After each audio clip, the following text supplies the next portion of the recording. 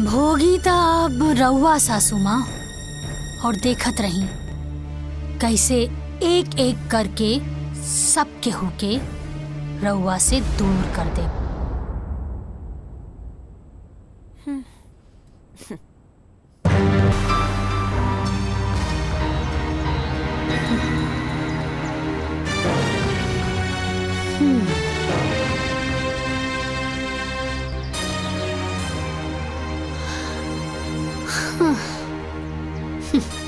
मटरू, रुका रुका रुका।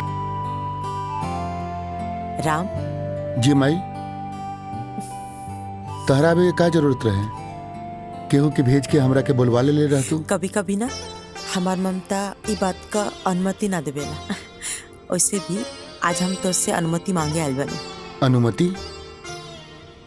वो हमरा से आप ले रहा हैं। माई हमके कुछ समझ में नहीं ख्या रहा बा। आपके हमरा से अनुमति लेवे के जरूरत कब से पड़ गई? जब से हमार बेटा शादी लायक हो गई। हाँ राम, हम तोरा खातिर लड़की देखी जा रहल बनी। तो क्या हमार पसंद पर कोनो एतराज तो नहीं है ना? तू चाहता हमारा संगे चल सकता ना? माई जिंदगी तोहार दिहल हा, और ई जिंदगी से जुड़ल जवन भी फैसला बा ओकर हकदार तू हो।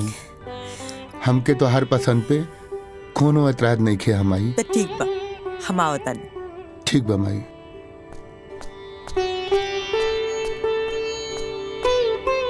तनी बिटिया के बुला दे। बस आ ही रहल बिया बिटिया।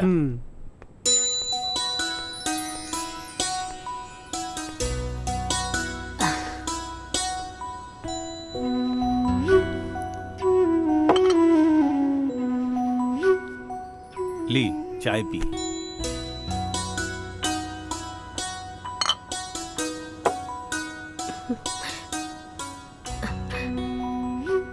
दीदी, ई लोग के पास कोनो पैसा वैसा नहीं के। 2 लाख के झारखंडी कार से आइल बाड़े लोग।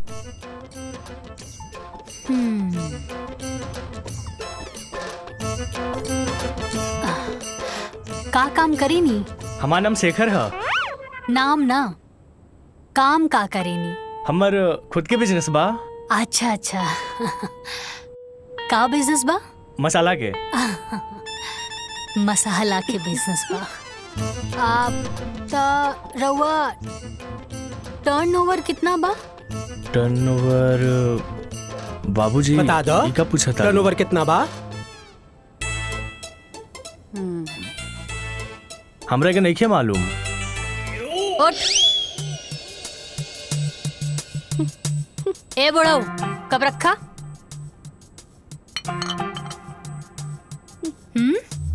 धोखेबाज।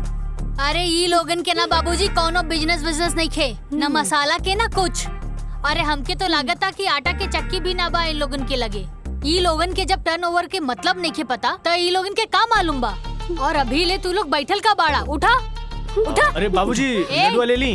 अरे निकला यहाँ से। निकल बाहर। चला, तू तो बेइज्जतियां करवा देला। चला। अरे बेटी, ई का कइलू तू? अरे बाबूजी एक नंबर के फटीचर आदमी बाड़े, और के लेके आयल रहे ऐसा रिश्ता? हाँ, अरे कामधारी काका। ई कामधारी काका के पास भी ना कोनो ढंग के काम नहीं खे। जैसे वो फटीचर बाड़न ना, वैसे ही फटीचर रिश्ता भी लेके आवेलन। अरे साची से बियाह करे खातिर कोनो ऑडी फॉर्च्यूनर बैंक बैलेंस लेके आए, तब जाके साची सोची है कि शादी करे के बा कि ना कि ऐसा 5 लाख झारखंडी कार वाला।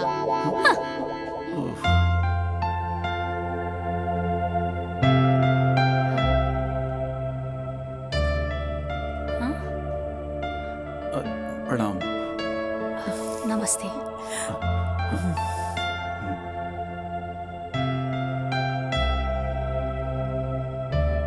काका, रवा एकदम सही कहत रानी है। इतना एकदम हमार फोटोकॉपी पिया। हमें ही तेरे रवा परेशान करत रानी ना, लेकिन देखिए आज का नहीं हमरा के है। हमके लिए की पसंद है काका? बताओ बेटा, का चाहिए तो के?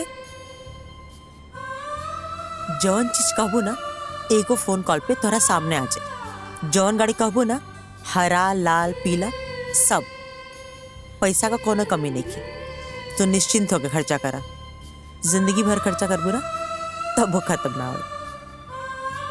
हम चाहता नहीं कि शादी काल का काले हो जाए। ठीक बा नरेश भाई, काहे कि हमार शादी भी काले भय रहे, तो हमार बहू काल आई तो हमके खुशी हुई। शादी की तैयारी इतना जल्दी कैसे हुई? हाँ, रवा होकर चिंता मत करी। अब रवा लोग हमारे को मजबूत रिश्तेदार बनी जा। सारा तैयारी हम खुद कर ली।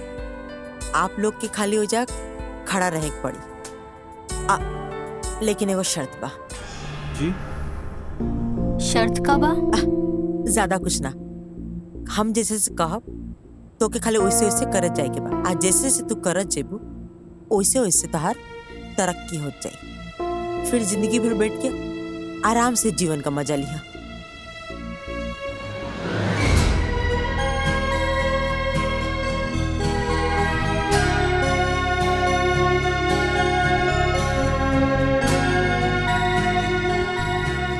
कुछ कम होता बता दे जा।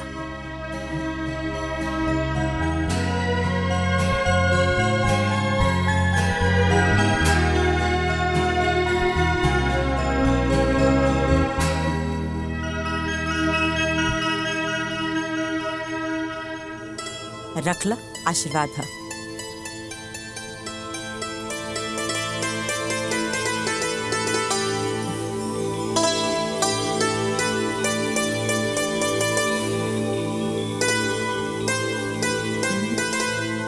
अब तो शादी तय हो गई। हाई लीजा मिठाई, पूरा मोहल्ला में बंटवा दीजिए। ठीक बैठे, आज्ञा दीजिए। खुश रहा। चला।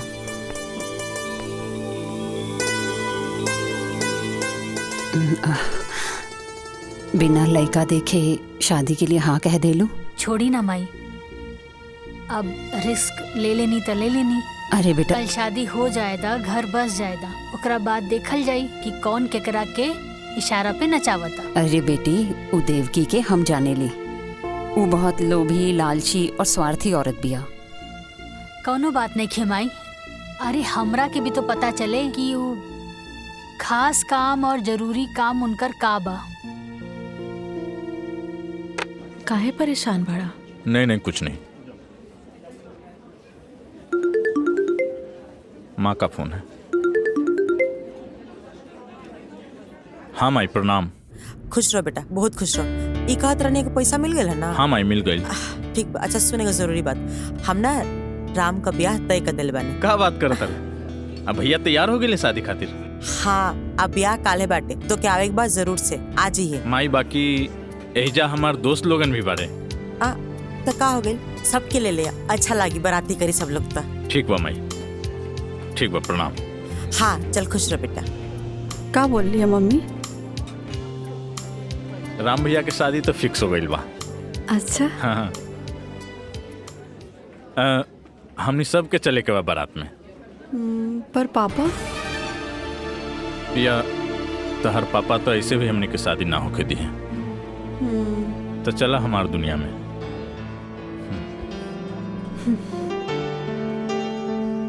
सोच ला, जाइब तो फिर आइब ना। कोनो बात नहीं खे, जे होके हम देख ले। पक्का? पक्का। का जीजा जी, राम भैया कहाँ पड़े? अरे होइए कहीं हैं? आ तू सुनते सुनते पहुंच गया यहाँ तक। हैं? राम राम छिया छिया। कोची राम राम? मतलब साफा एकदम हाया शर्म सब घोर के एकदम पी गई बड़ा। ससुराल में आके अब बिना काम के ससुराल में खाता शर्म नहीं के आवत? आ तू तो बड़का पहाड़ तोड़ता रहा ना।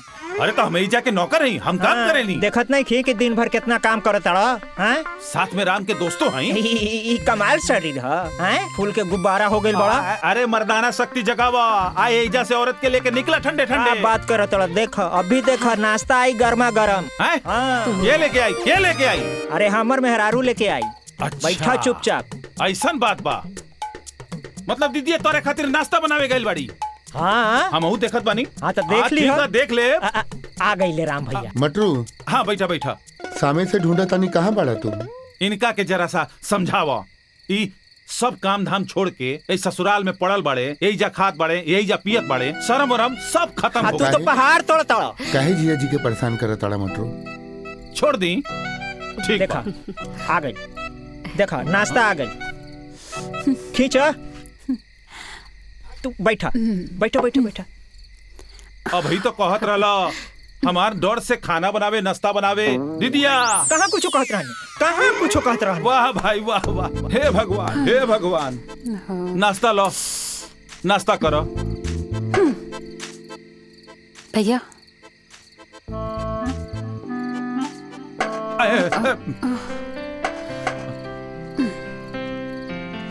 प्रणाम। खुश रह।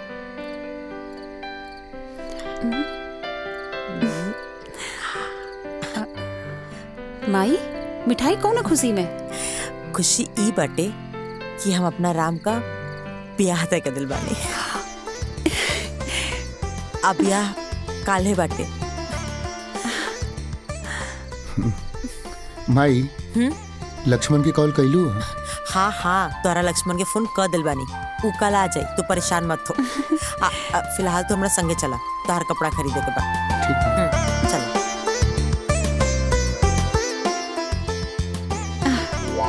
हाँ, खाए में तो तेज बढ़ले बड़ा, लपेट ला। ए दीदिया, इनकरा के चुप कराने, बिना मतलब के, ना काम के, ना काज के। ज्यादा मत बोली, मिठाई खाई।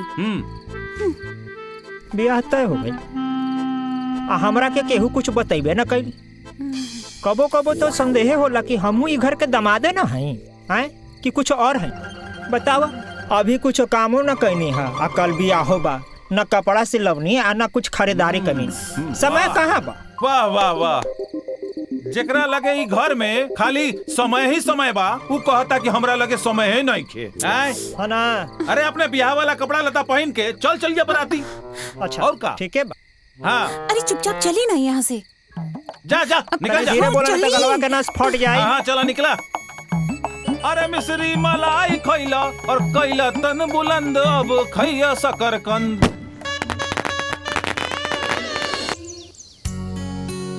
दाइमा ली, राम आओ को दुल्हन की आरती आप उतारी।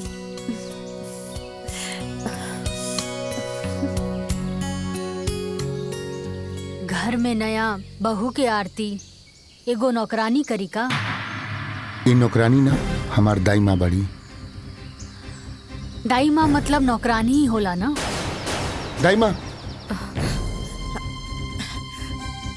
का करबो दुल्हन, राम इतना ना दाइमा दाइमा का के उनके प्यार करने की। अच्छा छोड़ा जायदा, कौन बात नहीं। तू आवा, कलश की लात मार के भीतर आ जा।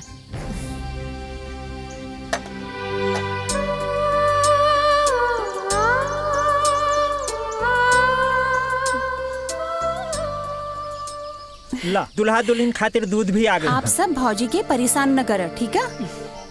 अरे दीदी, हमनी भौजी के परेशान ना करता नहीं, हमनी तो जान पहचान बनावे आइल बानी। का जीजा? माई माई। अरे काहे परेशान करता सन? चल जा सन, आजो का आराम कर दसन। जा पार्टी कर सन। हाँ, शुभ काम में देरी कैसन, पार्टी मनावला ढेर दिन हो गइल बा। चला। हाँ, रवा की तो यही सब में मन लागत। हाँ चलो चलो चलो चलो चलो पार्टी मनावे। चला। दुल्हन हाइला, दुल्हन तहर मुंह दिखाई।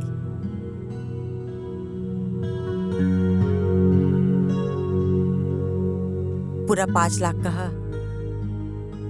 आज से तो के कुछ भी जरूरत हुई हमके बता दिया, तोहर पूरा ख्याल हम रखब। हाँ, आज से न बहू, राम का जिम्मेदारी हम तो के सब पता नहीं।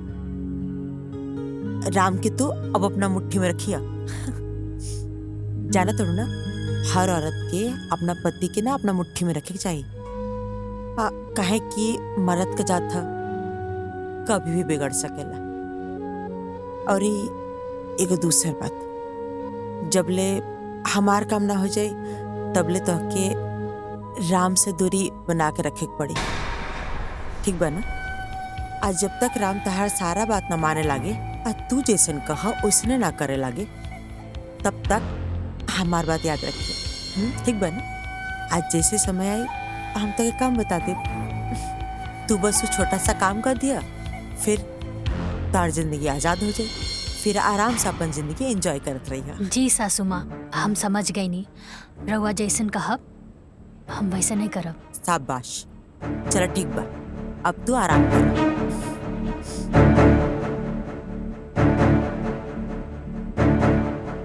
कैसन माई बिया जे अपन बेटा के ही अपन पतों से दूर रखे के बात कर दिया। बिया त लोग घर खानदान बढ़ावे खातिर करे ना लोग। खैर हमरा के का करे के बा, जे हुक्म चलावे के बा चलावे दा।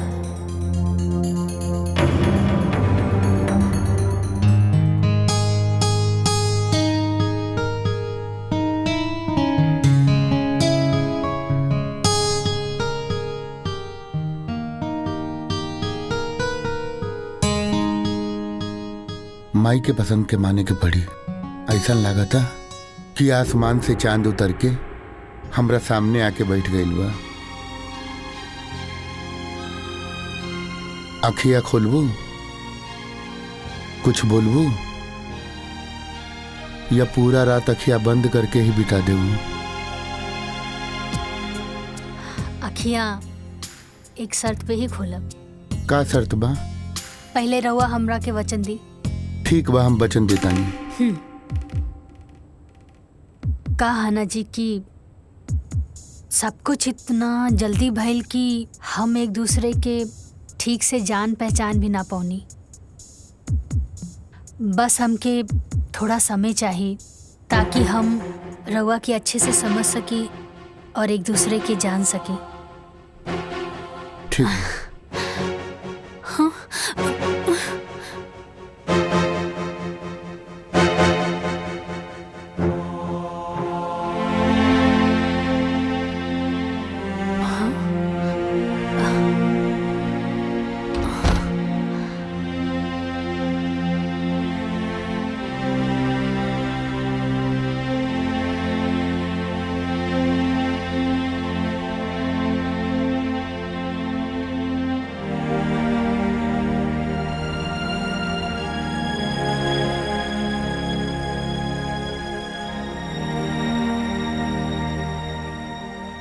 हमरा के माफ कर दिया।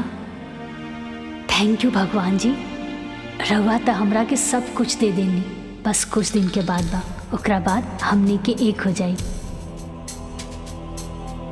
हाँ।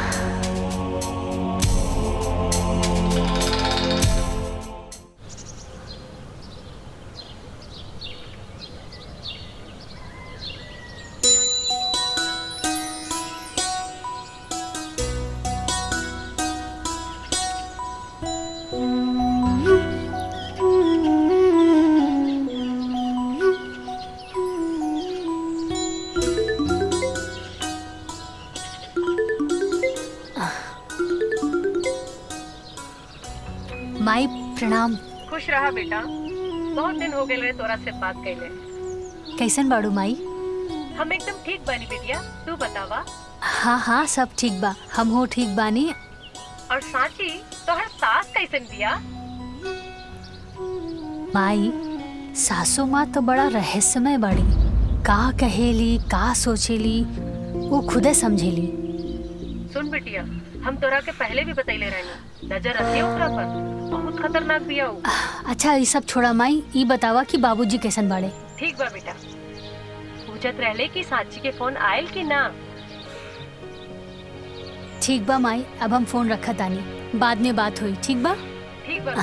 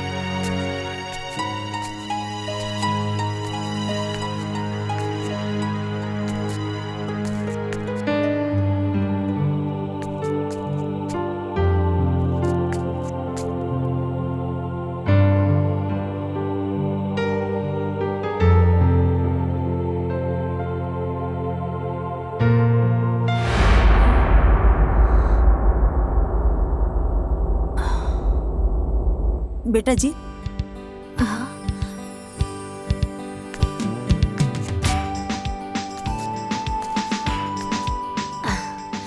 बोली ना सासू माँ। धन देख के ऊपरे ताकत रहबो का? माई बाबूजी संस्कार निखत सिखौले। सॉरी।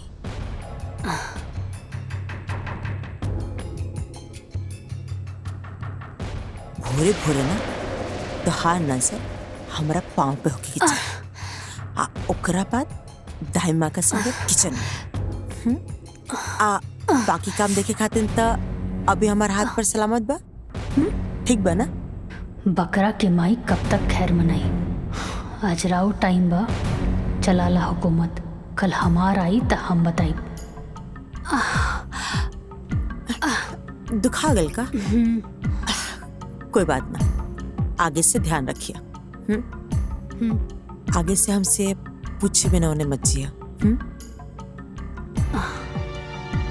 काहे सासू माँ, भूत प्रेत के वास बाकाओं में? जितना बोलल जाता ना उतने सुनल करा। ढेर दिमाग लगावे का जरूरत नहीं है। ठीक बना? आपन दिमाग मत चलावा, भीतर जा। आखिर ऐसन का बा उ दिशा में जे हमरा से छुपावत अड़ी? ये कमरा के रास्ता हम जरूर खोल के रहब।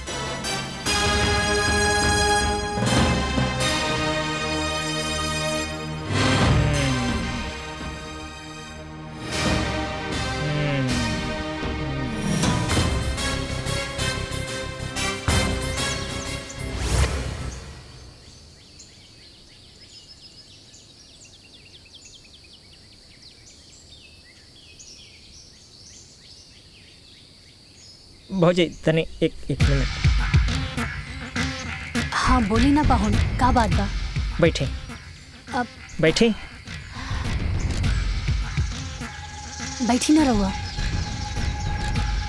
तब कहीं भौजी का हाल चाल बा? हाँ पाहुन, सब कुछ ठीक बा। कैसन लागल घर दुआर और इमे रहे वाला लोग सब? हमरा छोड़ के बताएं। सब केहू अच्छा बा। घर द्वार भी बहुत अच्छा बा। हमरे जैसन खा गई नहीं ना धोखा। हाँ? एहिजा के लोगन के चेहरा गोर बा, बाकी दिल काला। हमरा दिल बिल्कुल साफ बा, गोर बा। रउआ सोचत हो खब कि काला कलोटा सुखड़ा आदमी के कि मंदाकिनी कैसे मिल गई? लंगूर के अंगूर कैसे भेटा गई? हाँ? कैसे बैठा गई? मोहब्बत भौजी। हाँ। मोहब्बत में आंधर हो गई रहनी है। वही मोहब्बत के चक्कर में ओकरा से बियाह कर बैठनी। ओकरा माई के चक्कर में, ओकर माई के मीठी मीठी बात में मुहा के घर जमाई बने खातिर तैयार हो गई नी भौजी। हमरा का मालूम रहे कि घर जमाई के साथ साथ ये जेल खाना के भी मुंह देखे पड़ी। ये अच्छा खासा चलता फिरता आदमी जेल खाना में बंद हो गई। अभी जेल से कैसे मुक्ति मिली है भौजी, कुछ समझ में नहीं खे आवत। पाहुन रहुआ चिंता मत करी, सब कुछ ठीक हो जाई। ए जी कहाँ बानी? अब का होल तहरा के? सुनी, रहुआ देख ली, हम अपन काम निपटा के आवत। ठीक बा भौजी।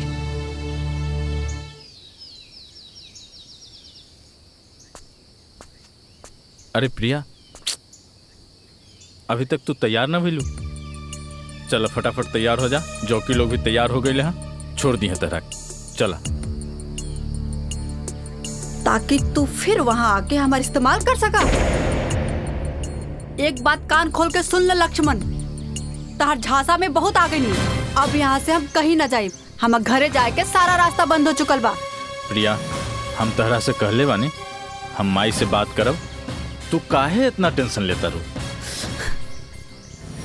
कह दिया ना कि हम कहीं न जाए, मतलब कहीं न जाए। तू जाके पहले माई से बात करा, फिर हम यहाँ से कहीं जाए। बहुत हो गए लक्ष्मण तुहार। हम कहनी है ना बात करब, तू समझत काहे नहीं खूब? बस ठीक बा। ये बात सुनत सुनत हमके 5 साल बीत गए। अब बहुत हो गए। अब तुहार हम एक भी बात बर्दाश्त ना करब। तू जा अपन माई से बात करा और सारा बात क्लियर करा। तब हम यहाँ से कहीं जाइब, वरना तू भूल जा कि हम कहीं जाइब। अब तो तुम्हार भाई के शादी भी हो गई बा। ठीक बा ठीक बा ठीक। दिमाग अपन शांत रखा। अभी तैयार हो जा फटाफट। वहाँ जौकी लोग तहर इंतजार करत हुई हैं। तू तैयार हो जा फटाफट। हम जा तनी माई से बात करें। तू निकला, ठीक बा?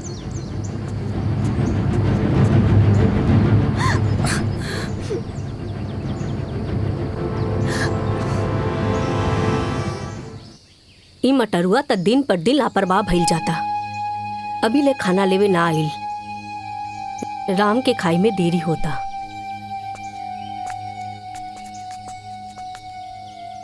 दाईमा रवा केहू के इंतजार करतानी का? मटरुआ अभी ले ना आइल। राम के खाना खाई में बहुत देरी हो जाई। अरे दादी, हम ले जाके टिफिन दे देतानी। लाई।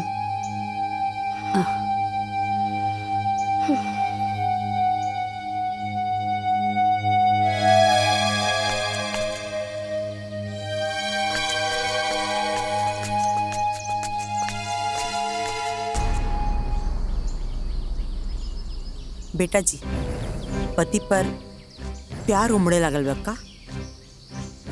सासू माँ, रवे तो कहले रानी ना कि अपना पति के मुट्ठी में करे के बा।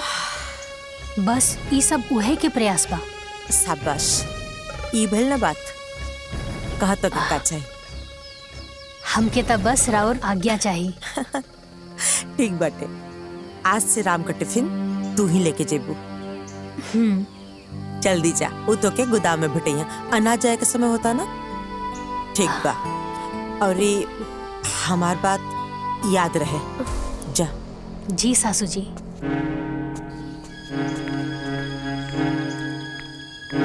एक बार बस हमार सासू माँ जी के काम खत्म हो जाए, ओकरा बाद हमके हमार पति से मिले खातिर केहू ना रोक सकेला।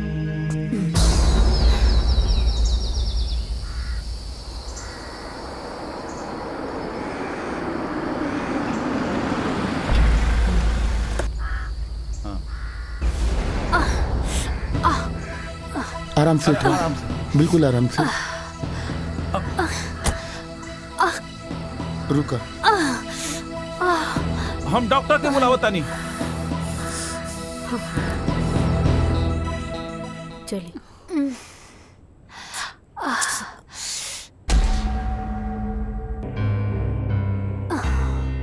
मामूली चोट है, चोट की वजह से बुखार आ गया है। मैं दवाई लिख के दे देता हूँ, आप मंगवा लीजिएगा, सुबह तक ठीक हो जाएगा। धन्यवाद डॉक्टर साहब। मटरू, हाँ माँ जी। ये डॉक्टर साहब दवाई लिख के देता ना, जाके ले ले यहाँ। और डॉक्टर साहब के भी बाहर तक छोड़ दा। ठीक बा। ए जीजा, साथे चलो। तू रहेला तो हमरा थोड़ा ठीक लगी। हम कहे जाई? हम कहीं रात के बहरा आई जाए लेना। ये कुल तहरा वजह से भइल बा। तू जा। हमरा वजह से? सरऊ, तू समय पे टिफिन लेवे आ जाता तो ये आज भौजी के संगे ये ना होखी। हाँ जा। तोरा भाई। मटरू चुप। जाके चुपचाप दवाई लेके आओ। और आप सब भी यही जब भीड़ के लगा कोनो जरूरत नहीं के, जाके अपन अपन काम करी जा। जाई जाइए। चलिए डॉक्टर साहब, चलो। चले। दुल्हन, तू आराम करा। कोनो चीज का जरूरत हुई तो दाई माँ के आवाज दे दिया। जी सासू माँ। ठीक बा माई।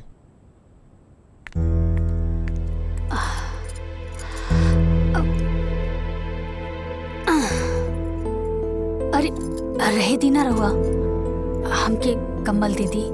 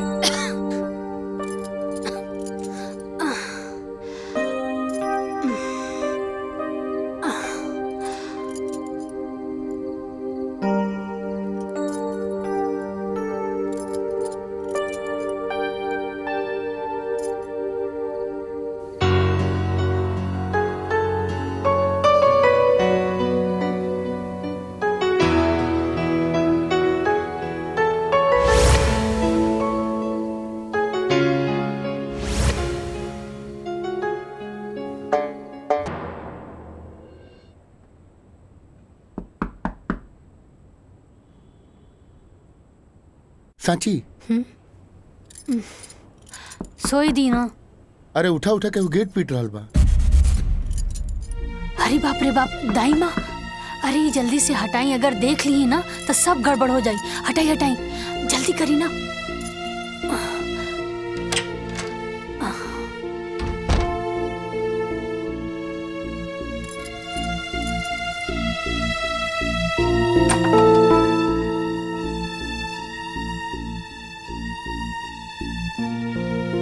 अभी ले तू लोग सुतल बाड़ा जा, ली चाय पी ली।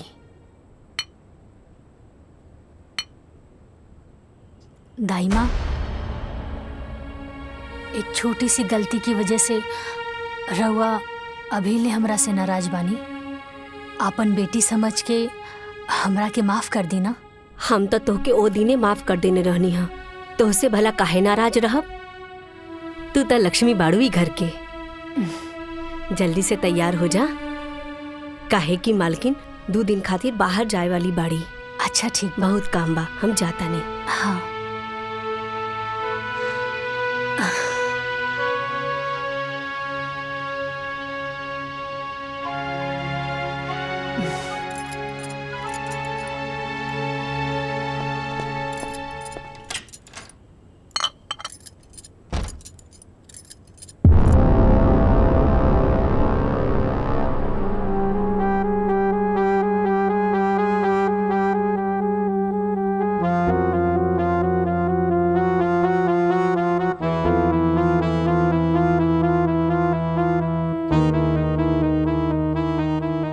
चमक धमक के बीच में ई जंग लगल ताला,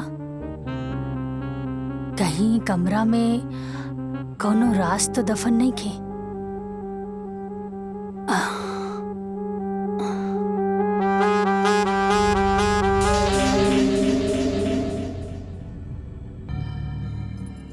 दुल्हीन, ये का करत हो तू? चला हिजा से। अरे दाई माँ, हम तो ये घर के बहू बानी। ना ना चला चला। अरे दाई माँ सुनी, वो कुछ ना कही। हाँ, और हमरा के तो बस इतना जाने के बा कि आखिरी कमरा में ऐसन का बा जेकर केहू की जरूरत नहीं खे। कोई कुछ ना बोली, हमरा के देखे दी।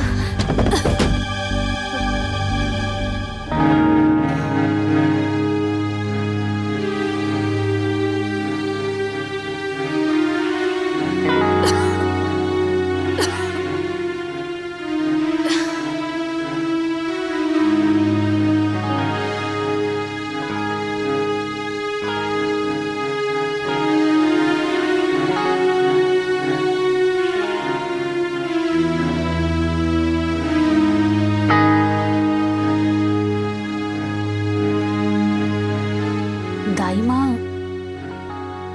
ई के बा? ई मालिक के तस्वीर बा दुल्हीन।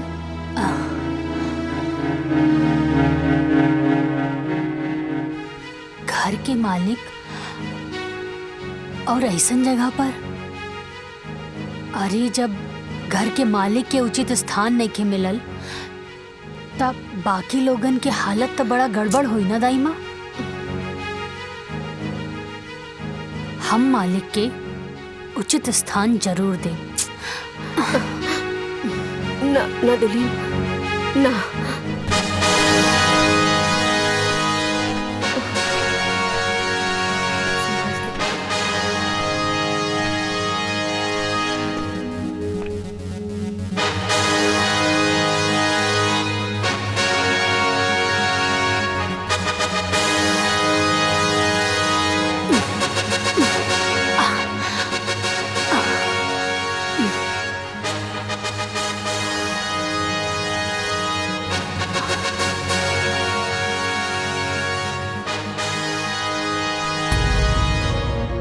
जाई माँ। अब देख ला, घर के मालिक के उनका उचित स्थान मिल गई। एक काम करी, ये पेंटिंग के हटवा दी यहाँ से, ठीक है? ठीक बा दुल्हन।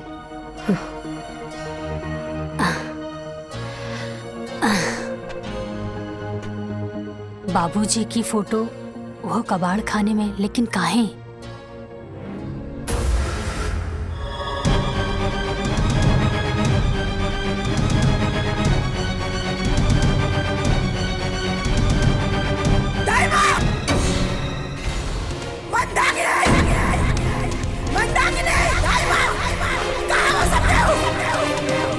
हाँ हाँ मलकिन, कहाँ भाई माई? मंदाकिनी, ये फोटो आई जा क्या टांगला सा? हाँ? अरे बाप, क्या टांगला सा ये फोटो आई जा? पता ना भाई। हाँ? अरे ये फोटो का हाथ गोड़ डाला, आपने आग टंगा दिल हाँ? हाँ? ठाकुर साहब के फोटो ता हम ही लगौनी है। तो इतना हिम्मत? हाँ? केकरा के लगा? अपना हद से ऊपर उठेगा ना, कोशिश मत कर, ना तो ऐसा पर कतरब कि तू दोबारा उड़े लायक ना बच भी। समझ में आ गई?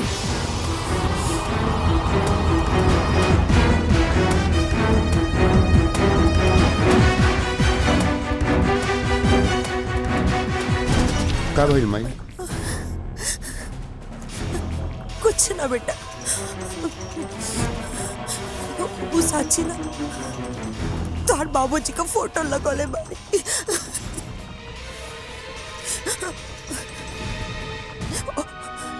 वही खातिर शाबाशी देत रहनी है।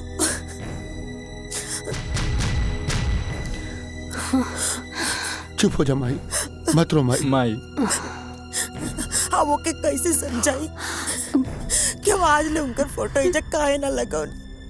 अरे हमके तो यकीन ना होला कि वो नहीं कौन। मत रो माई। बाकी कोनो बात ना, अगर दुल्हन फोटो लगाइए दिले बाड़ी तो ये दुल्हन ओ पाएगो मालो टांग दो। ए माई, माई चुप हो जा माई। अब जब बाबूजी के प्यार हमनी के किस्मत में लिखले नहीं के, तो कोई भी कुछ का कर सकेला माई। लक्ष्मण बिल्कुल सही कहता ले माई, मत रो माई।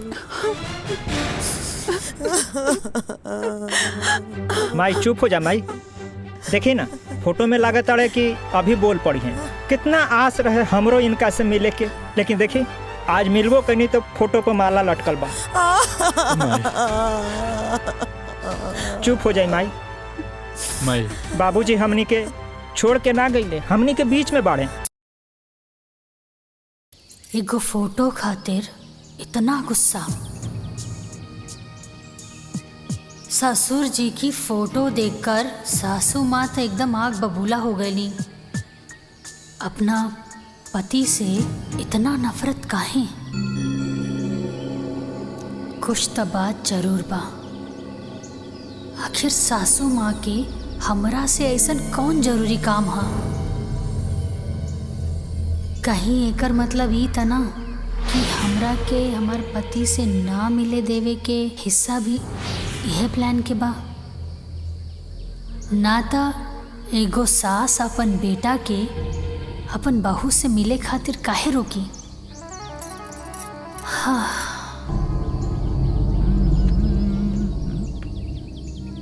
भाभी, भाभी, भाभी। अरे देवर जी आई। का भाभी, भैया के याद आवता का?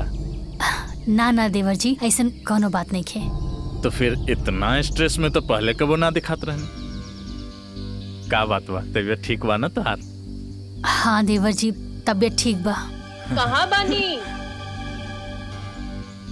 जाई, राउर फ्रेंड बुला रहल बिया। जी आवत।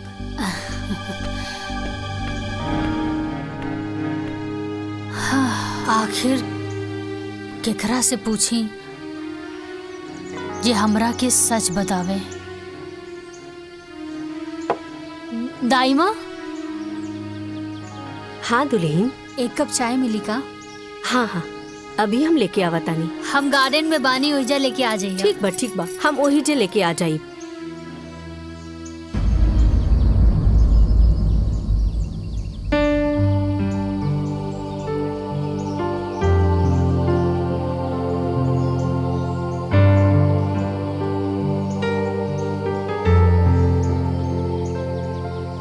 दुल्हन, हाँ हाई चाइला।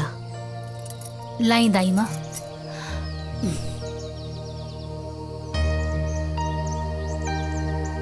दाई माँ, का दुल्हन? अगर रवा से हम कुछ पूछब त रवा बुरा तो ना नु मानब? ऐसन काहे कहत हो? पूछा। दाई माँ, रवा ई हवेली में कितने साल से काम करत बाड़ू? जब से राम के जन्म भई तब से ये हवेली में हम बानी। हाँ। अच्छा दाई माँ, एक बात बताई, ये ससुर जी की फोटो देख के सासू माँ इतना गुस्सा में काहे आ गईली? एकरो जिम्मेवार हम ही बानी दुल्हन। छोड़ो ना, जायदा उनकर तो आदते बा बोले के। अरे दाई माँ सुनीता, एक तरफ बहू भी बोलतानी और दूसरी तरफ बात भी छुपा रहल बानी, और रउआ जिम्मेदार कैसे मानी? का बताई दुल्हन, राम जब 5 साल के रहने तबे मालकिन के स्वर्गवास हो गई, और मालकिन की याद में ठाकुर साहब दिन रात नशा में ही रहे लगने। तब ठाकुर साहब से हम ही जीत गईनी कि हमर गांव में एगो हमर सहेली बा, ओकरा से बियाह कर ली, और ठाकुर साहब भी बात खातिर तैयार भी हो गईलन। और एक दिन देवकी, एक बात हम था कि यही में क्लियर कर देता नहीं कि हमरा से कबो संतान के तू उम्मीद मत रखिया, काहे के हमनी लगे एक संतान बा जेकरा पर तहार पूरा अधिकार रही, ताकि कबो भी हम संतान का कमी ना होके दे, ताकि हमारा बात से कोनो एतराज तो नहीं खे। ठीक बा।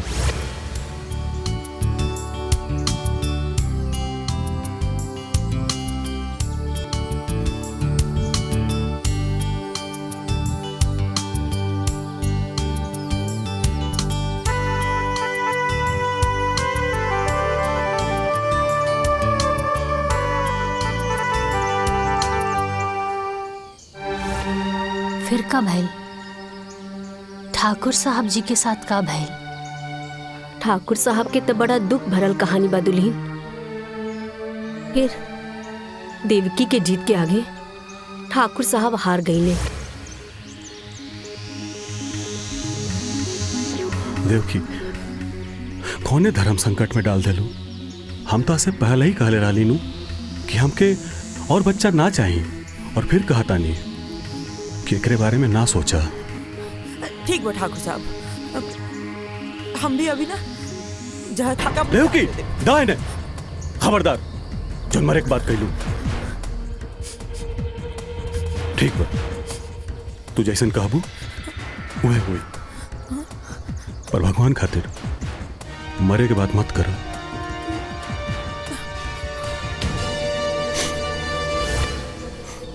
और कुछ महीना बाद देवकी अपना कोख से 2 बच्चन के जन्म दिहली, एगो लइका और एगो लइकी। अपना बच्चा के मुंह के देख राम के प्रति रवैया बदल गई।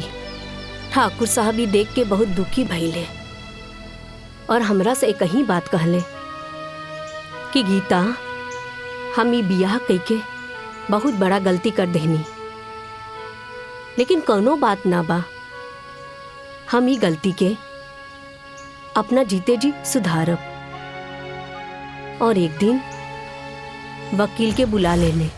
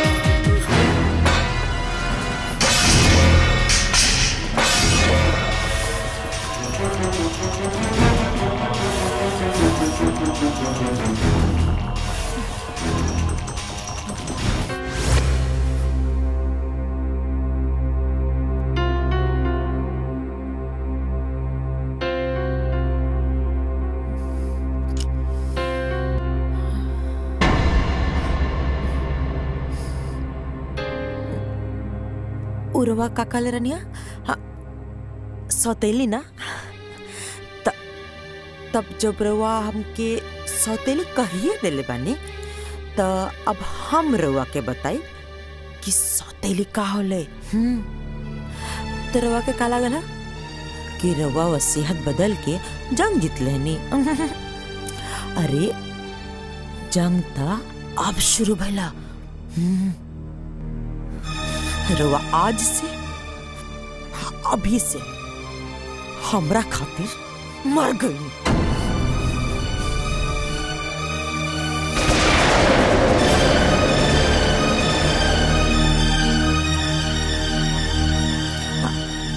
रवा के का लागल ई जो एक्सीडेंट भइल वो इत्तेफाक रहल। आहा वो हम करवले रहनिया।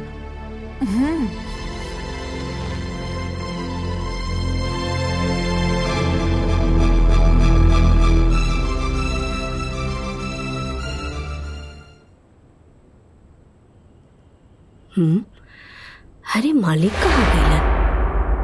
हाँ हाँ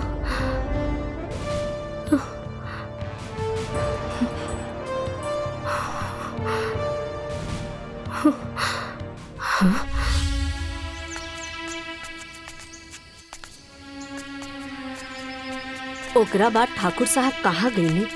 ठाकुर साहब के का भइल हमनी के कुछो पता न चलल। बहुत लोग तो इहो कहेला कि देवकी ओकरा के मरवा देले। अगर हमके पता होखित कि हमार सहेली अंदर से ऐसन बिया था तो हम शादी करवैती ही ना। हमके अपना सहेली माने के बजाय एगो नौकरानी मानतिया। ई सबके त जिम्मेदार हम ही हई। रउआ से कोनो गलती ना भइल बा। रउआ तो बस अपन फर्ज निभानी है। का दाई माँ तोरा लगे कुछ काम नहीं खे का?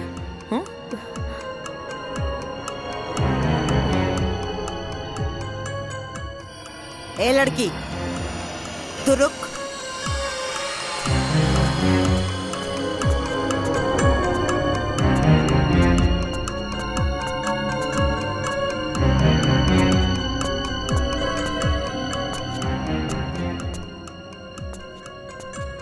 बेटा जी इसन कौन विशेष मीटिंग चलत रहा कि सुबह से साझ हो गई? सासू माँ आज तक हम रउआ से कबो कुछ पूछनी है का? आपका हवा पानी बदले खातिर भी हमके राउर इजाजत लेवे के पड़ी। एगो फोटो टांग के हमके उल्टा जवाब दे के हमरा खिलाफ जाके तू साबित का कल चाहत रो। तो हर दू कौड़ी का औकात हम चुटकी में बर्बाद कर दे। जहाँ से आई बड़ू ना ओइजे उठा के फेंक दे। सासू माँ हम इतना मूर्ख नहीं थे। हम ई घर में बियाह करके आइल बानी और रहल बात औकात के ता आज भी ई घर में हमार औकात राउर औकात से ना बहुत ज्यादा बा।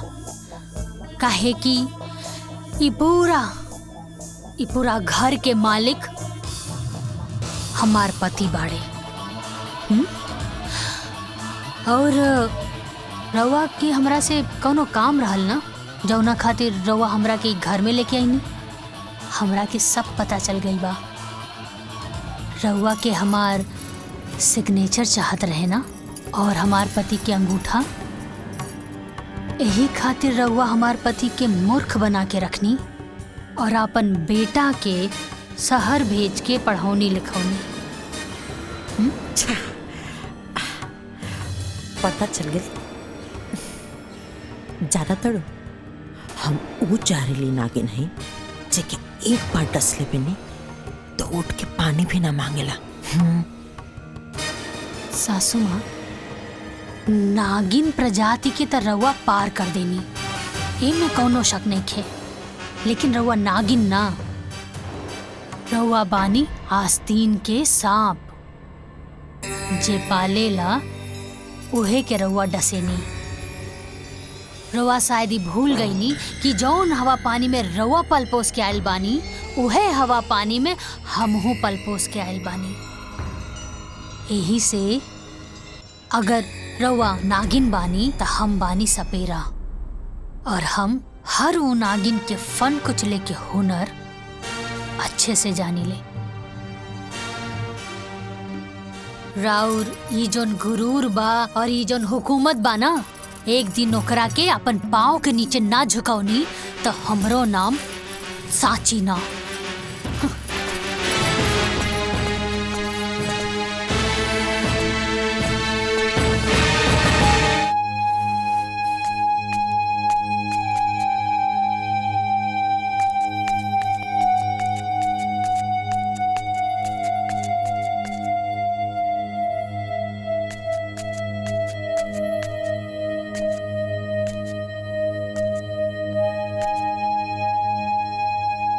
भौजी सुनी ना, 1 मिनट सुनी ना।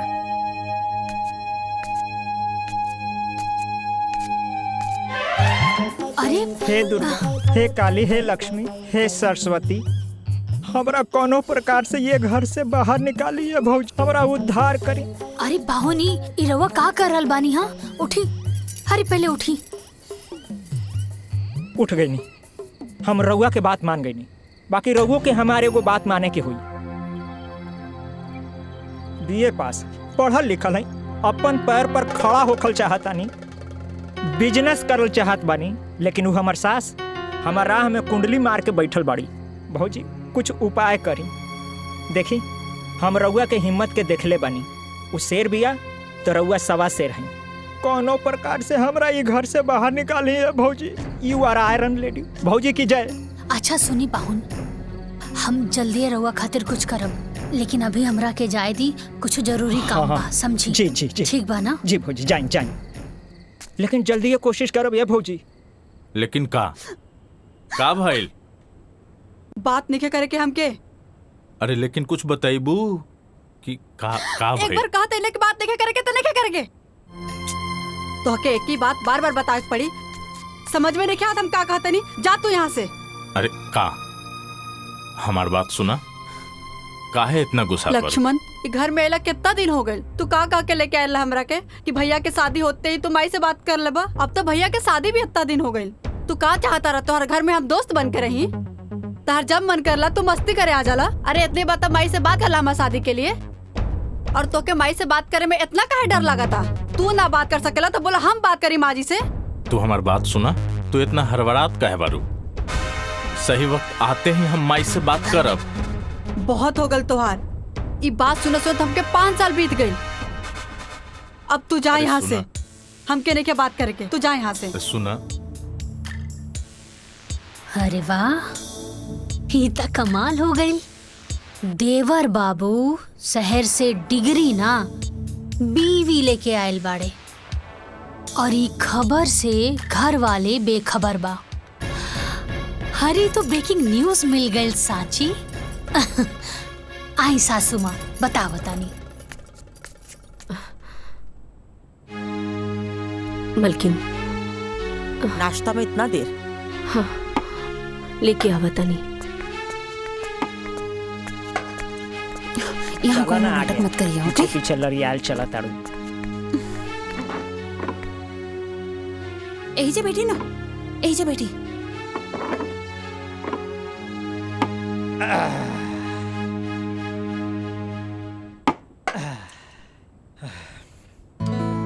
भूख लागल बा। हटी। प्रणाम माई। माई बहुत भूख लागल बा, खाना दा ना। दाई माँ हमरो लावा। दाइमा हमारी रोटी दा। आज कुछ चटपटा नहीं खे बनल बा का? आए का मेहमान जी, कुछ खुशखबरी आवे वाला बा का? जौन चटर पटर खाए के मन करता। सर तहरा से मुँहे लगावल बेकार बा। हाँ ठीक कहला।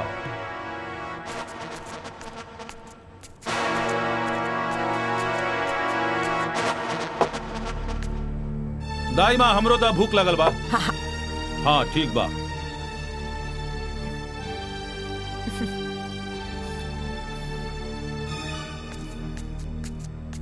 रउआ उठी ऊपर बैठ के खाना खाई। पर हम तो बचपन से ऐसा ही खाता रहल बानी। अरे 10 साल पहले तो शादीशुदा भी ना रहनी ना। माई के राज में रउआ नीचे बैठ के खाना खावत रहनी है, अब बीवी के राज में रउआ ऊपर बैठ के खाना खाई। आई ठीक बात, जा जा।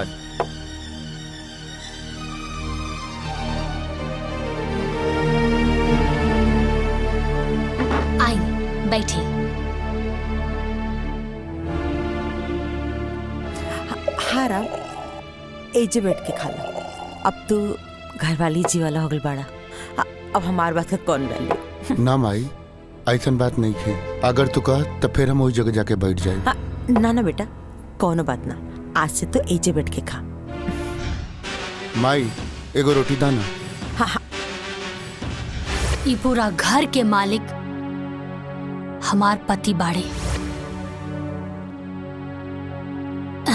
ए लीजी रोटी।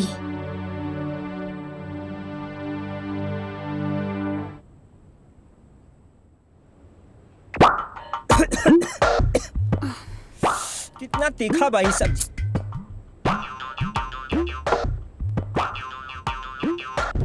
इतना भी तीखा नहीं के मेहमान कि घोटाओ ना, खाई चुपचाप।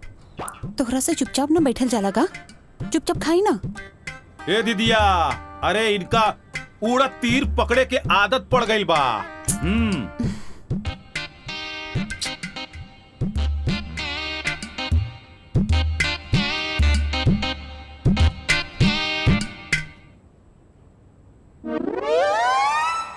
देवर जी, प्रिया राउर सिर्फ फ्रेंड ही बिया या फ्रेंड से कुछ ऊपर? अरे हमार कहे के मतलब है कि फ्रेंड ही बिया तब तो ठीक बा, काहे से कि अब राउर उम्र भी हो गल बा बिया करे खातिर। ता हमनी के गांव में लड़की ढूंढल जाए का, काहे से कि हमार गांव में ना बहुत सुंदर सुंदर लड़की बिया। का सासू माँ? बहू तो के लक्ष्मण का चिंता करेगा कोनो जरूरत नहीं है, अभी होकर माई जिंदा भी है। हम आप सबसे कुछ कहल चाहता नहीं। हम और लक्ष्मण 3-4 साल से लिविंग रिलेशन में बानी जा, तो आपके कोई और लड़की ढूंढने की जरूरत नहीं है। हाँ माई, प्रिया सही कह रही बिया।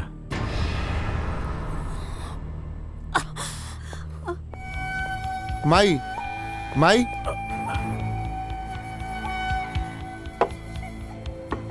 लक्ष्मण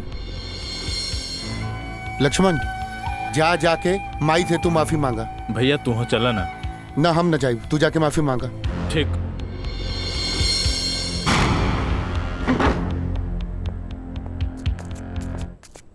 पाहुन, ई लिव इन रिलेशनशिप का होला? वो जे शादी से पहले होला ना, वही होला। मतलब आजकल के जनरेशन के पता ना का हो गइल बा, शादी ब्याह के झंझटे से एकदम खत्म। बाप रे बाप, ढेर कलयुग आ गइल बा। हमरा खाए दो। ढेर बात बोल, अब चुपचाप बैठी ना। दीदिया का कहती है सुना।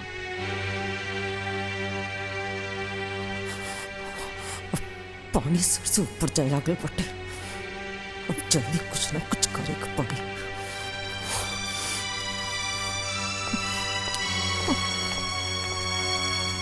माई माई,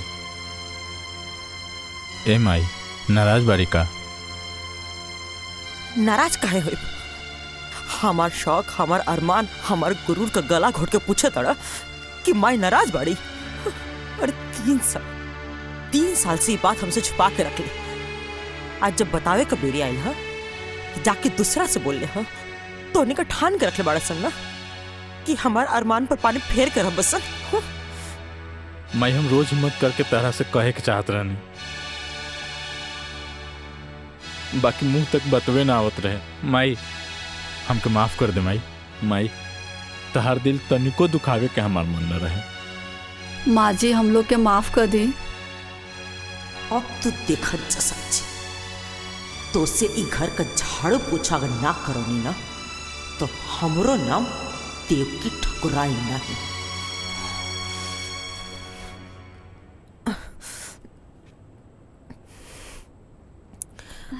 प्रिया तो हमके शुरू से पसंद रही बुद्धू।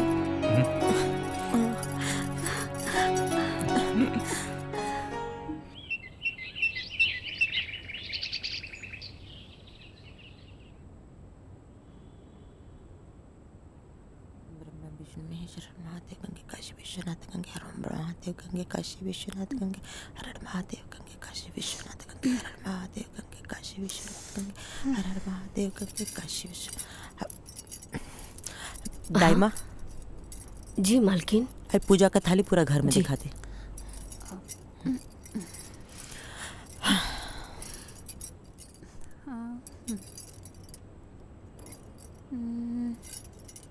प्रिया बहू।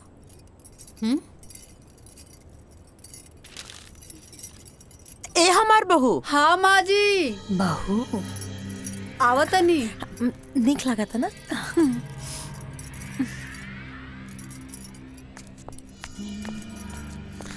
प्रिया पे बहुत अच्छा लगी। झांक लेता नहीं।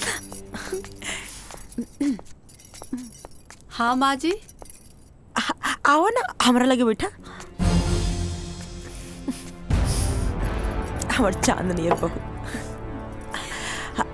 अब देखो प्रिया, तू हमके पहले तो कुछ ना बतौलू तो हमके ढंग से स्वागत करे के भी मौका ना मिलल।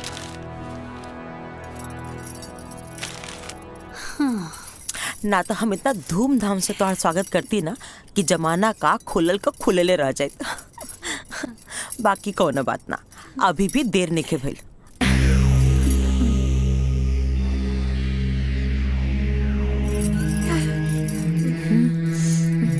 ये हमार खानदानी हारा। तब तक तू एक पढ़ना, धीरे धीरे ना हम तो के घर का गार्जियन भी बनाते।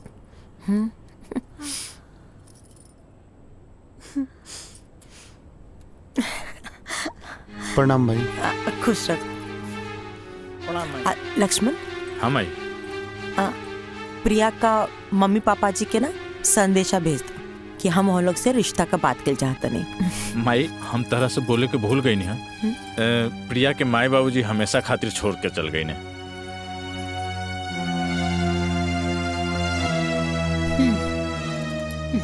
हाँ तो का भेल, हम प्रिया का माई है आज से। अरे राम, तो इजा काहे बैठल बड़ा? जाके पंडित जी के बोल दा तहार छोट भाई का ब्याह तय हो गइल बा। ठीक बा माई, हम जाके अभी पंडित जी के बुला के लावतानी। सांची तू हो जा, माई के काम में हाथ बटावा। जी हाँ सांची। अरे हमरो के केहू कुछ बताई कि हमरा का करे के बा। हमहू ई घर के दमादे हैं, हमरा का करे के बा। शादी ब्याह के माहौल बा, ज्यादा कूदी ना, चली तैयार हुई। चला चला, एकरा में घबराए के कौन बात बा। चला।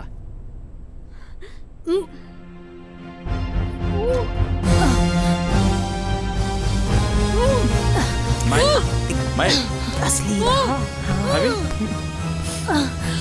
भाभी। अरे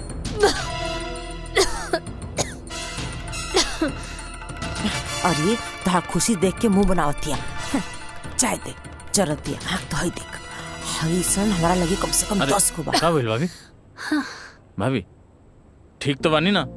हाँ देवर जी हम ठीक बानी, बस उल्टी आ गई। भाभी डॉक्टर बुलाई का? अरे नाना देवर जी हम ठीक बानी। और रउआ एजा का करत बानी? राउर तो शादी के बाद चला था ना, जाई तैयारी करी। भाभी हम ठीक बानी, रवा जाई। ठीक ठीक बा।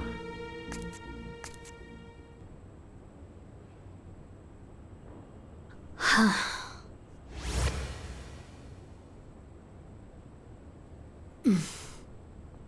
सांची हम का भइल, तोहार तबीयत ठीक बा ना?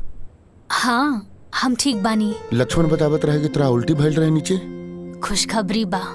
हम तोहार तबीयत के बात करत तानी और तू खुशखबरी के बात करत तानी। रउआ पापा बने वाला बानी का? साचो? हाँ। कबले हम पापा बन जाए? हम जाके माँ के बता क्या बता? अरे बैठी था। अरे अभी बहुत टाइम बा, और सासू माँ के हम समय देख के बता दे। काहे से अभी घर में शादी ब्याह के माहौल बा ना। बधाई हो पापा जी।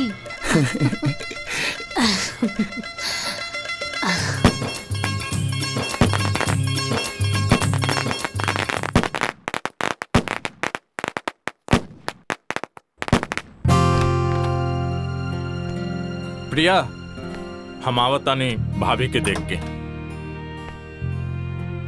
आजे देखल जरूरी बका, कल चल जी हा। आवे जा चुपचाप बैठा।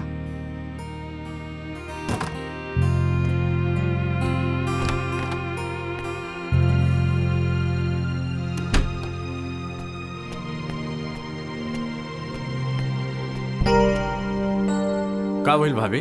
ठीक तो बानी न रहुआ? तबीयत ज्यादा खराब हो गई बा लगता। भाभी कहीं तो हम डंडार हेल्थ में कॉल करके डॉक्टर से अपॉइंटमेंट ले ली। अरे नाना देवर जी, हम एकदम ठीक बानी और ये सब करे के कोनो जरूरत नहीं खे। और रउआ एजा का कर रहल बानी? जाई, प्रिया इंतजार करत हुई। अरे ना भाभी, पहले हमरा खातिर रहुआ लोगिन बानी, ओकर बाद प्रिया। हा लक्ष्मण, तू टेंशन मत ला, हम बानी नु। तू जा, प्रिया तहार इंतजार करत हुई। अब देखिए, जा जा जा, रहुआ सब लोगिन ठीक बोला बा। तानी, बाकी मन न करता यहाँ से जाए के। जाई देवर जी, इंतजार करत हुई। ठीक बा।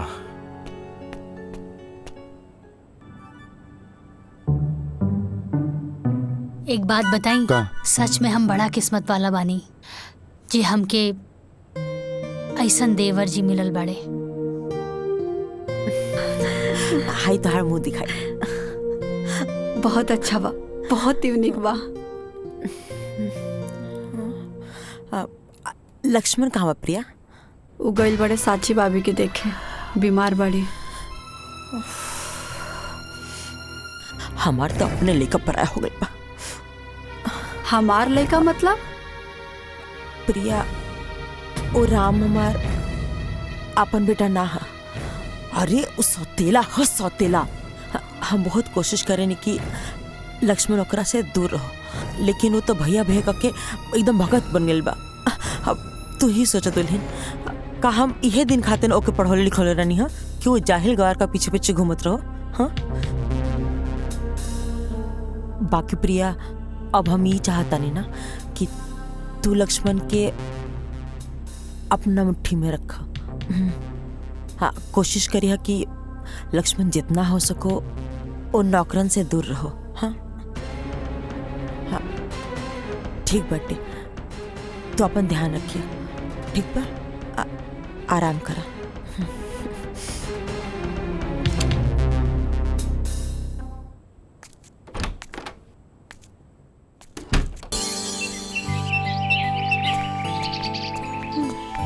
पूरा काम हो जाता।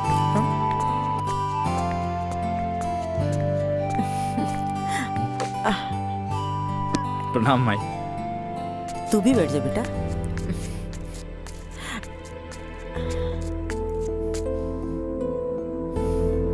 प्रणाम भाई। प्रणाम भाई। दामाद जी सुबह से दिखत ना रहनी, कहीं व्यस्त रहनी है का? थोड़ा काम रहे, इनकरे साथे तो रहनी। जीजा जी हमरे साथे रहले हम आई। काम सही चलता ना? हम आई ठीक चलता।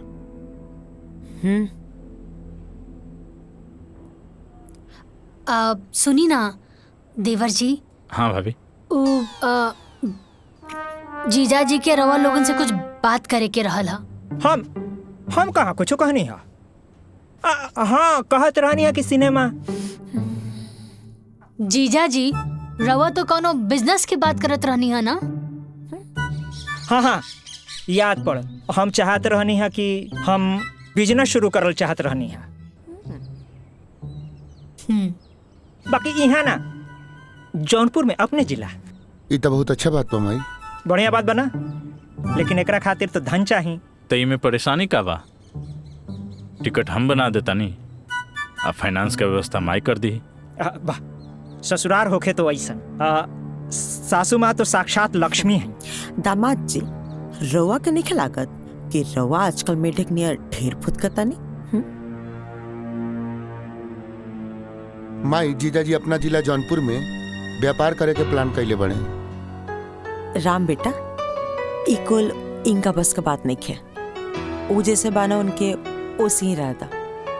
रवा को दिक्कत बाका दामाद जी? एक बार मौका तो देके देखें। हम मौका पे चौका ना मारब तराउर दामाद ना। माई, जब जीजा जी इतना कॉन्फिडेंस में कहा ताड़े तो एक बार मौका देला में का दिक्कत बा माई? हाँ माई, अब जब भैया भी कह रहल बारे तो जीजा जी के एक मौका देवे के चाहिए हमनी के। ठीक बा, अगर सब करी है इच्छा बात तो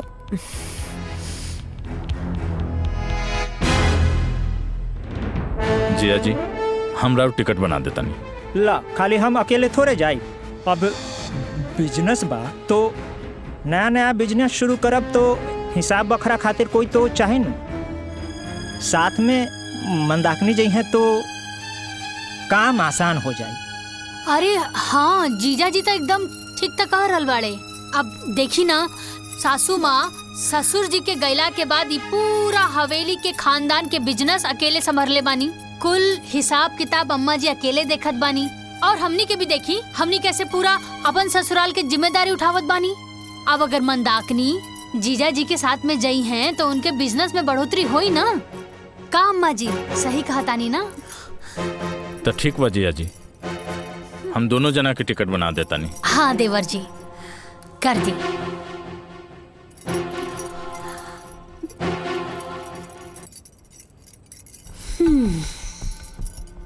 ली जीजा जी, टिकट तो बन गई। शाम के ट्रेन बा और टिकट बन गई जी। शाम के ट्रेन बा। तहार बहुत बहुत धन्यवाद। ठीक बात है, चलो चल जल्दी चलो, सामान पैक करे के होई। चलो चलो चलो। अरे सुनो ना, सुनो सुनो, चल चल जल्दी चल। चला ढेर मानी सामान बिखरल होई, सबके समेटे के होई। चलो चलो, अरे चला ना, चलो चल चल चल चला चला। प्रिया हाँ जा तू हेल्प करा। ठीक बा। हम मठू के बोलैले आ बतानी। भैया हम भी चलता नहीं। अब चला जमाई।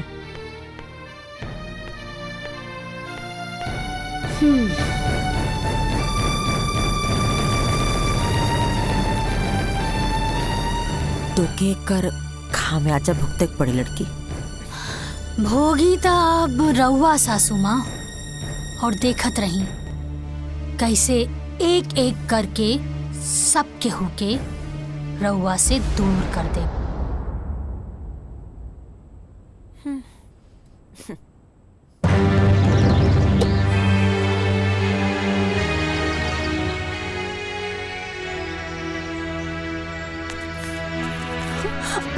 अरे चलो चलो, गाड़ी छूट जाए। चलो चलो, बैठो बैठो बैठो। प्रणाम। चलो माई, चलो तनी। ठीक बात है, चलो तनी।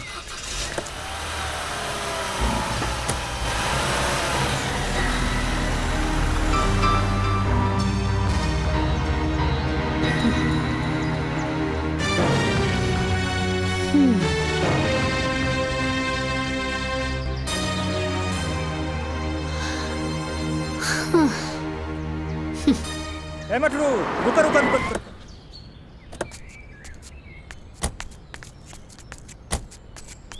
ए जीजा जी का भाई झाड़ा लग गई का?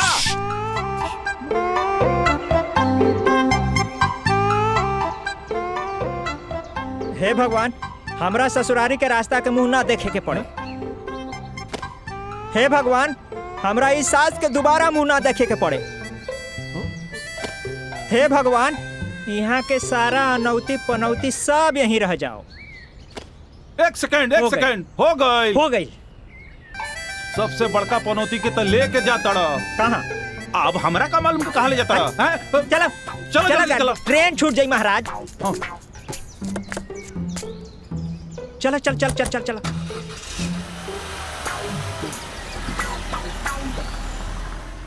दाई माँ, ये फोटो देख के लागता कि इनकरा के कहीं ना कहीं हम देखले बानी, लेकिन कहाँ देखले बानी याद नहीं के आवत। देखले तो बानी कहीं ना कहीं। याद करके बतावा दुल्हन, कहाँ देख लू?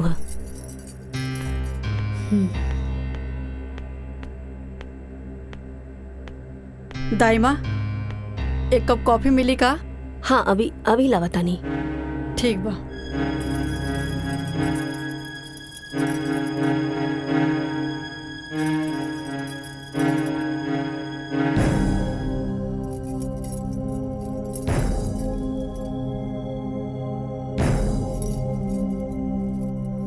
दाई माँ, हाँ कॉफी बनावे में कितना टाइम लगा था? बस हो गई, अब ये लागता नहीं। पता न कहाँ से सब उठ के आ जाला।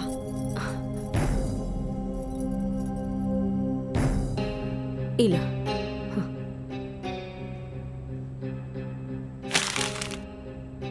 इतना टाइम लागेला कॉफी बनावे में? यू बास्टर्ड जाहिल गवार, तुमको सेंस नहीं का? दुल्हन वो गलती से गिर गई ला। प्रिया, तमीज नहीं खे का कि अपने से बड़ से कैसन बात कल जाला? अरे कम से कम दाई माँ की उम्र के तो लिहाज रखा। लिहाज आप करी, काहे कि आपके नौकरानी और मालिक के बीच के फर्क नहीं के पता। अरे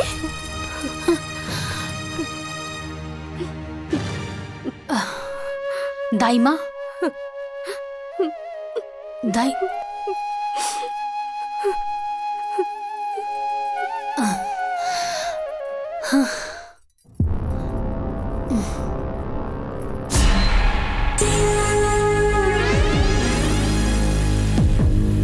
अच्छा,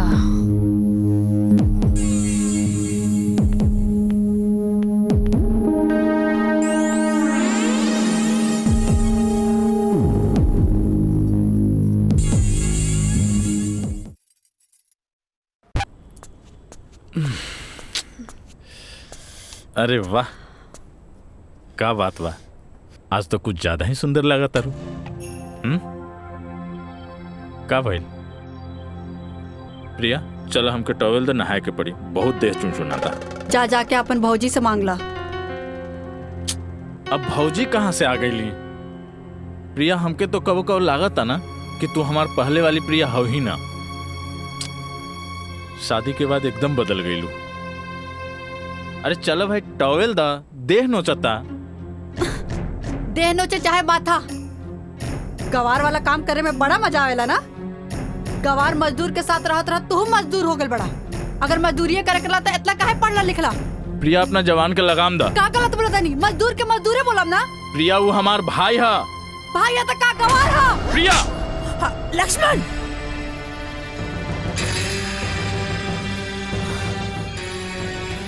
तो हिम्मत कैसे भइला हमार बहू पर हाथ उठावे के? मायू हमार राम भैया के कहतिया कि गंवार हा। और का गलत कहलस ये? अरे पढ़ल लिखल पड़े तो मालिक का काम करू। माई, लेकिन वो तो भैया के शोभा देता ना। तो ठीक बा, जिंदगी भर ओकर नौकरी करू, हाँ ओही का संपत्ति पर गुलाम बन के जी। माई, तू का कहता रू? हम सही कर रहे। अरे तोर बाबूजी मरे से पहले अपन सारा संपत्ति वो राम का नाम पे कके चल गया। अब अगर ओकर मर्जी हुई तो ओमा से होता के 2 टुकड़ा दे, बाकी अब तक वो संभव नहीं है। काहे के ओकर आपन वारिस आवेला बाटे। आपको जब मेहरारू भी है ना, उन ओमा से 2 कौड़ी भी तो के ना दी। अरे बेटा, हम तोर माई है, जौन कहता नहीं तोर भलाई खातिर कहता नहीं, तू समझ। माई, हमके कुछ समझ नहीं के आवत। माई,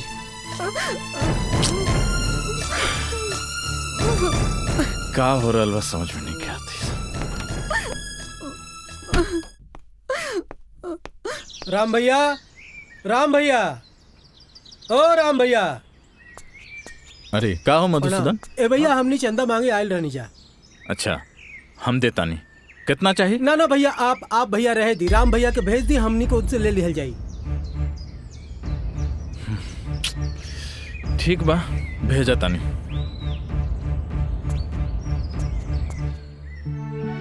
देखा राम भैया आ गए। भैया का भइल मधुसूदन? भैया, हमने मंदिर में पूजा अर्चना खातिर चंदा मांगे आयल बानी। अच्छा, कोनो बात ना, हर साल के तरह ए साल भी पूरा पूजा के खर्चा हमरा तरफ से ठीक है भैया। है ला पैसा। जी भैया। कोनो चीज में कमी ना होके के चाहिए। ठीक है भैया। निसंकोच कोनो बात हुई तो बताइए। जी भैया, प्रणाम। ठीक बा। प्रणाम भैया। लक्ष्मण, का भैया? नाश्ता कैला है? हो गई। हाँ मटरू भाई, थोड़ा बाहर जाता नहीं काम से, तू खेते पे जाके पानी पटा ली है। भैया, आपन काम ना खुद ही करे के चाहिए। ऐसे भी हमके अभी बहुत काम बा अपन प्रोजेक्ट पे। आई पढ़ाई लिखाई हम खेती गृहस्थी करे खातिर नेखे कहीं ध्यान रखिया। आदमी अधिक पढ़ला लिखला के बाद थोड़ा सा डिस्टर्ब हो जाला का। चुप छोट भाई बा चल। हाँ चला।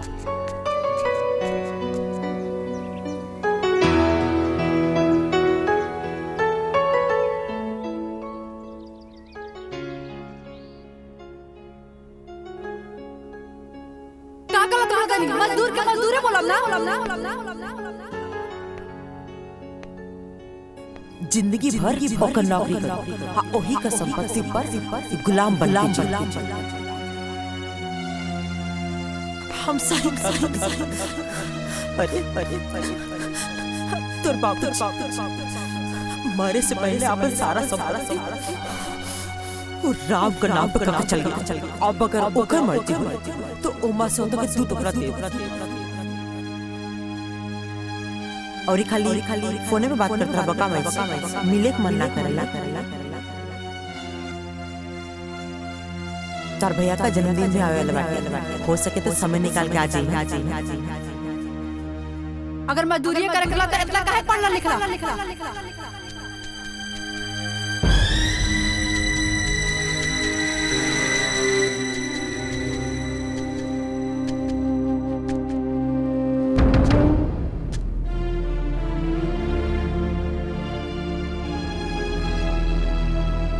प्रिया तू ठीक कहत रहलू। हमार नाम के एक भी पहचान अपन गांव वाले के सामने नहीं है। तो के हम उहे न समझात रहनी। हाँ अब सही समय बाटे अपन मुट्ठी टाइट कर दे, न तो सब कुछ ना रेत का नियर निकल जाई। तो माई ओकरा खातिर का करे के पड़ी? विशेष कुछ ना करे के पड़ी, खाली वसीयत का पेपर पे राम से अंगूठा लगा के पड़ी, वो लड़की से साइन करा के पड़ी। बस पूरा दौलत संपत्ति के सब कुछ के तो इकलौता वारिस हो जाए। ई काम हम आज का आज ही कर दे। राम के तो हम जैसे बोलो उससे कली, बाकी टेढ़ा खेर बिया लेकी। बाकी जो भी हो आज तो फैसला हो के रही।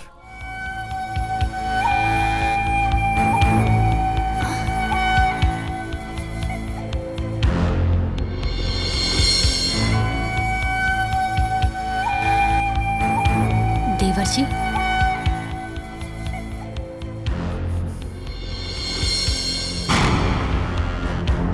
सासू माँ, बहू सवेरे मंदिर गिरलू, सास का दिया बाती कर तड़ू, बहुत शुभ घड़ी बाटे। तनी हमार छोट काम कर दो, हाई पेपर साइन कर दो। सासू माँ कौना चीज के पेपर बाई? तो के याद बा तो से कले रहनी, तो से को छोट काम रही, जब सही समय आए तो बता दे। उहे ला वसीयत का पेपर साइन कर दो।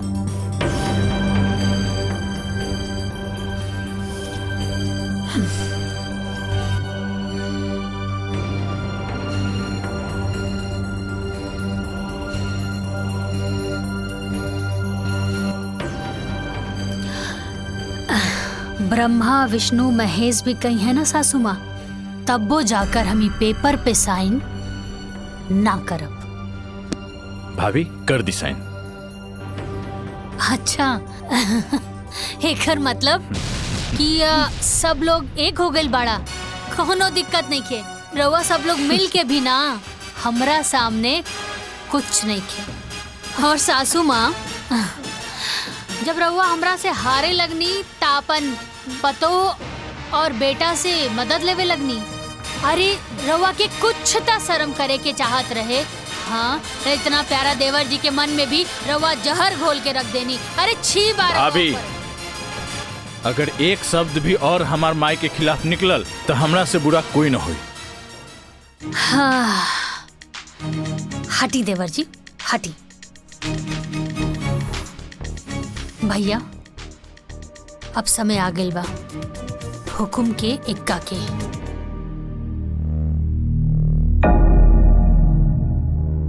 सासू माँ, तू डाल डाल त हम पात पात।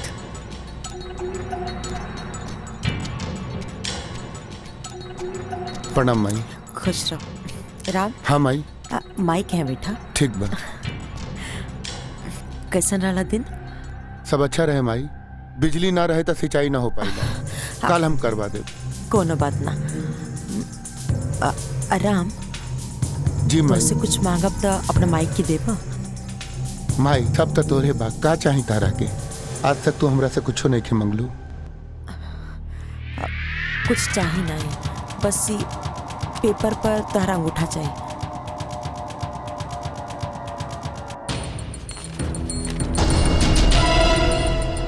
यहाँ पे माई।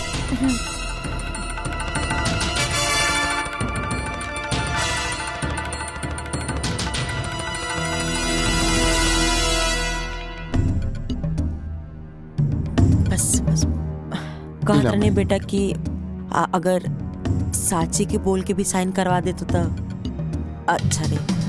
ठीक बा माई, हम करवा देता नहीं। साची, साची जी यहाँ आवा। आवतानी।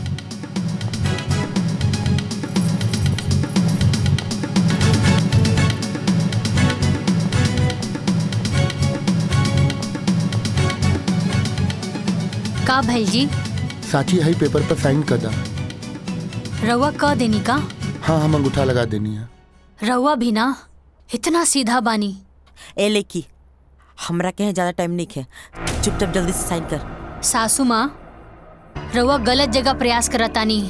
हम कहनी ना कि हम ई पेपर पे साइन नइखे करब और कबो ना करब। साची जिद मत करा, साइन कर दा। रउआ के पता भी बा कि का बा? अरे वसीहत के पेपर बाई।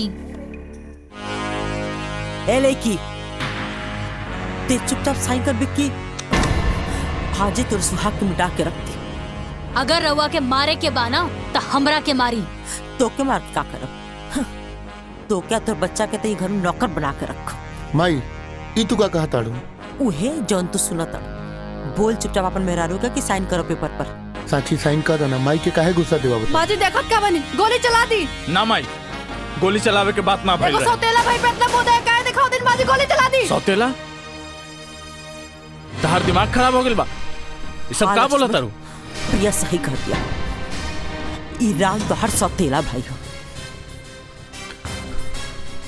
माजी गोली चलाई। ना माई, ना माई, माई ना। माई ए जी, माई का कइलू? ए जी, ई का हो गइल? अरे दाइमा। अरे ये तारा के मत कैसे भाई पर हाथ उठा दे। दाइमा। माई का भइल? एक मिनट माफ कर दे भाई। ये बच्चा भाई करे के नहीं के पता भाई का कइले बा।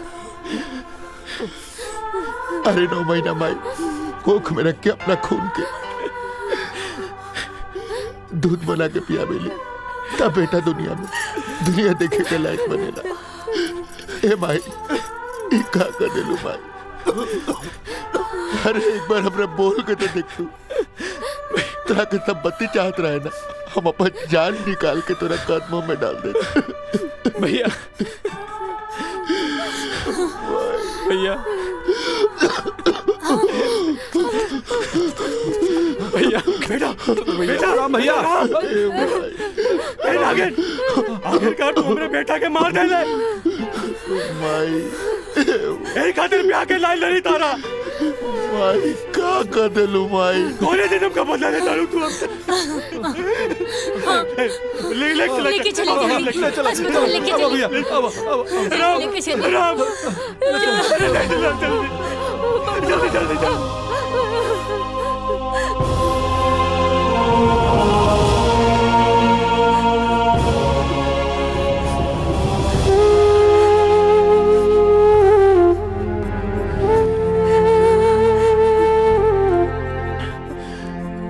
इतना बड़ा झूठ।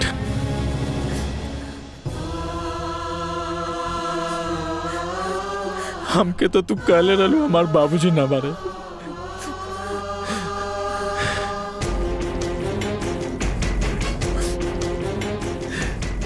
बाकी काहे माई,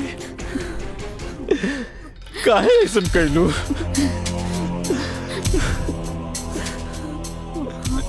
ना ना चाहिए हमके धन संपत्ति, घर दुआर।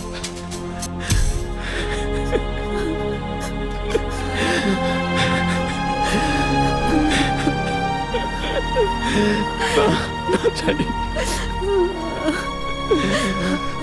माफ कर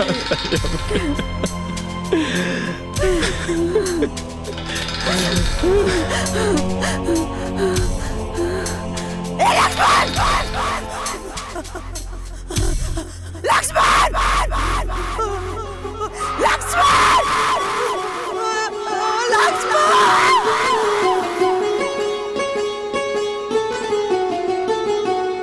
ठीक हो ठीक बानी ना? हाँ हम ठीक बने। आराम बाबू, होश आ गए। लक्ष्मण हाँ भैया। कैसन बाड़ा तू? हम ठीक बानी भैया, रउआ ठीक हो जाई, सब ठीक हो जाई। हम ठीक बानी। मन में मैल रहल जे भी वो, मन में मैल रहल जे भी वो, सबका मैल धोआइल बा। काहो खेला खून के रिश्ता सच में आज बुझाइल बा। काहो खेला खून के रिश्ता सच में आज बुझाइल बा। हर आँख में लोर भराइल बा, हर आँख में लोर भराइल बा, हर आँख में लोर भराइल बा, हर आँख में लोर भराइल बा। तू मत रो भाई।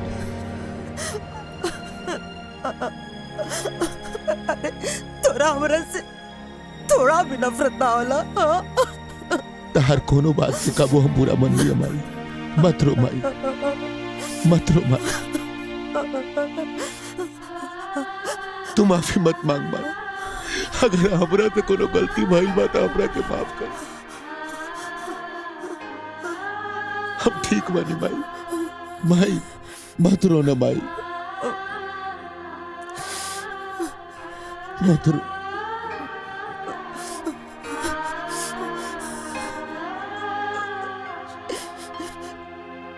ठाकुर साहब, रवा भी हमके माफ कर दी। अरे अरे हम लोभ में आके ना अपन फर्ज भुला गए रहनी। हमार परिवार हमके लौटा दी, हमार परिवार हमके लौटा दी ठाकुर साहब। देवकी, सुबह के भूलल अगर शाम के घर आ जाए तो ओकरा भूलल ना कहल जाला। देवकी, गलती हमार है। अगर हम ताके सौतेली ना कहती तो तू सौतेला व्यवहार ना कर तू। लक्ष्मण, माई का चुप करावा। माई तू चुप हो जा।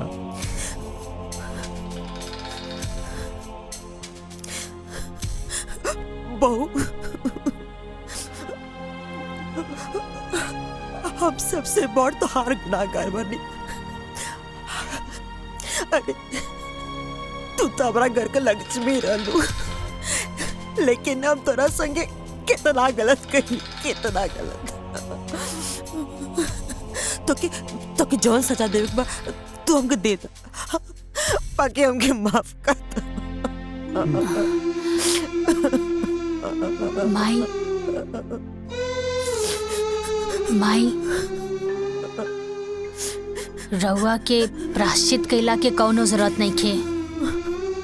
राउर एक एक आंसू ई बात के गवाही देता कि रउआ निश्चल बानी। और माई कहल जाला ना कि अंत भला त सब भला। और सासू माँ, अब सॉरी माई, अब कौनो शर्त वर्त तो नहीं खे ना?